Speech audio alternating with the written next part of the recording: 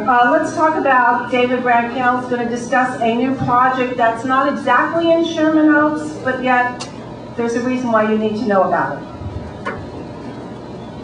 Hello. There's a proposal for a very large apartment complex on the 5700 block of Sepulveda Boulevard. Some of you might know the buildings, plural. There are, I believe, 3 or 4 apartment buildings directly across from Target on Sepulveda. Technically, that's in Van Nuys, that's north of Burbank Boulevard. However, it will impact Burbank and Sepulveda and has ramifications for Sherman Oaks. It's just technically on the other side of Sherman Oaks. The Sherman Oaks Neighborhood Council, I guess, has stated that they're not going to hear the project because technically it's in Van Nuys, and the Van Nuys Neighborhood Council, I believe, has approved the project.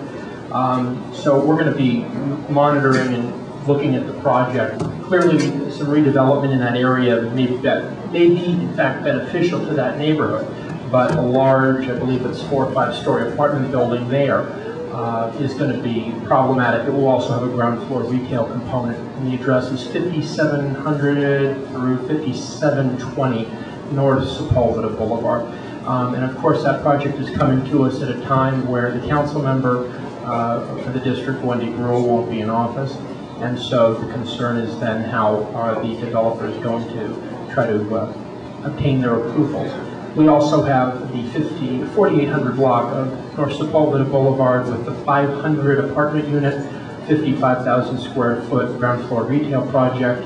Still proposed, that's the M. David Paul site directly north of the Galleria. We haven't had a meeting since November of 2004 on that property. But again, all of these projects are could be coming up in the interim after Wendy leaves office, before a new council member takes office. So we need to monitor these projects very closely. Current council office, Wendy GRUEL's office, has not really taken a position on any of these projects that I'm aware of. And so anything could happen in between that period of time. Thank you.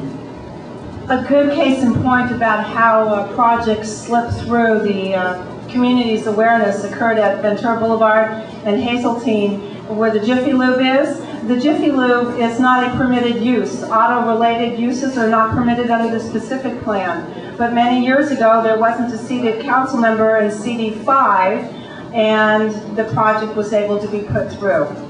So that's why we have to be very careful. And the other point about this project up on 5700 block of Sepulveda is that it's a cumulative impact to the traffic. More apartments, more traffic, more stores, more traffic, and the intersections up there are already at failure levels.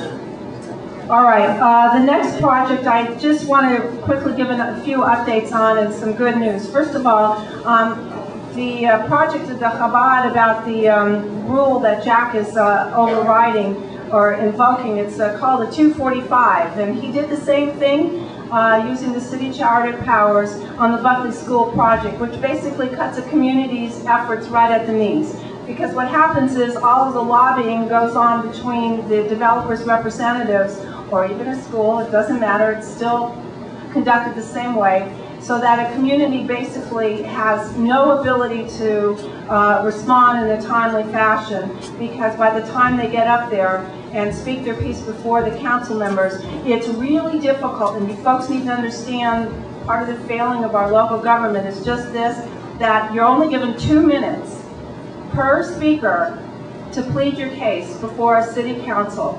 And in this case, these people have been working on the project for 18 months, and this gentleman that spoke to you tonight, Mitch, he will have 2 minutes. That's all he will have.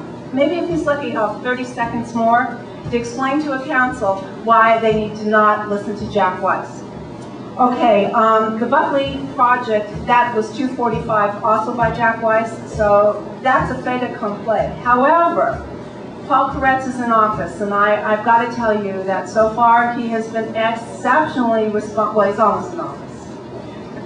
He's been exceptionally responsive to community needs. He just recently intervened on a very important matter that Bob Anderson's going to talk to you about, and that's very encouraging. Also, the board of directors has met with him, and for the first time I can ever recollect in all the, and I'm going to say it, decades-long experience I've had working for my community. It's the first time I've ever had a council member sit down with a group of us and say, yes, I want to hear who you would like us to consider for staffing choices. These people are going to be working with us probably for 12 years, so the fact that he gave us that year, we're very appreciative, much as we're appreciative about his efforts on what Bob Anderson's going to discuss concerning the hillsides.